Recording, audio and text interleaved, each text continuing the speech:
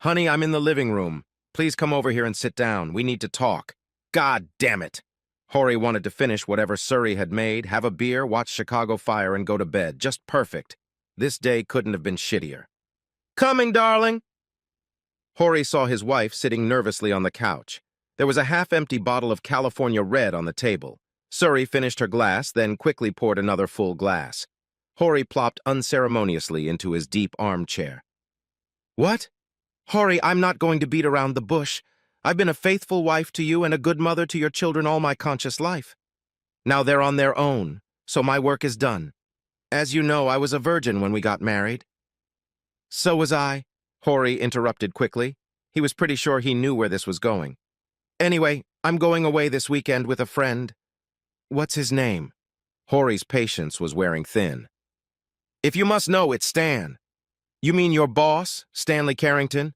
I think our son is older than he is.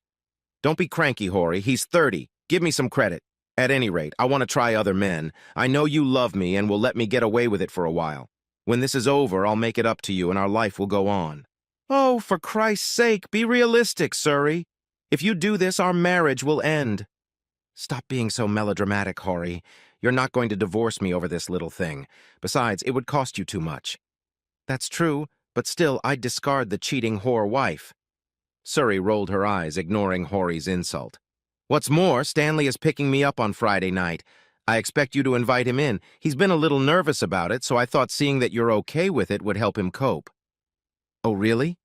You want me to entertain your boyfriend while you finish getting dressed for your weekend away with him? Don't be rude, Hori. But yeah, that's what I expect you to do. Offer him a drink. Yes, dear. Needless to say, it was a little chilly in the Bismarck house the night before Friday night. Hori slept on a pull-out bed in the study. The only comment from Surrey was, "Really, Hori, you're being so childish." At exactly 7 p.m., a new tune rang the doorbell. Hori, what was that awful sound? It's the doorbell, darling. I've changed the tune. What is that tune? It's hauntingly familiar. It's called El Deguelo, dear. He called out to her. Surrey had been primping all day and still wasn't ready. Well, I don't like it. Please change it later. Now let Stanley in. I need another 15 minutes to get ready. Offer him a drink. He likes bourbon. Of course, dear. Hori looked through the peephole, and yes, it was that little shit, Stanley. Hori swung the door wide open.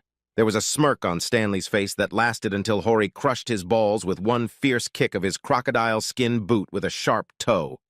When poor Stanley clutched his crotch and began to lurch forward, Hori kicked Stan in the jaw with his knee. Stanley threw up, fell on the porch, and passed out. Hori closed the door and went back to his TV show. 20 minutes later, Surrey made her triumphant exit and looked around, confused. Where was Stanley? He decided to wait on the porch. Honestly, Hori, you'd better not have been rude to him, or I swear I didn't say a word to him, honey. Surrey threw her purse and travel bag on the counter and swung the door open. Oh my God, Hori, what are you?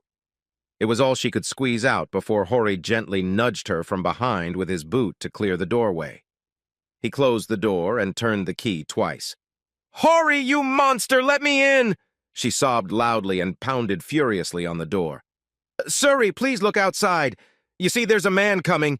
He has some information for you, shouted Hori loudly through the closed door. Mrs. Surrey Bismarck? Yes? You've been served. Another thud outside the door. The next day, Hori changed the music for the doorbell to Johann Bach's Come Sweet Death.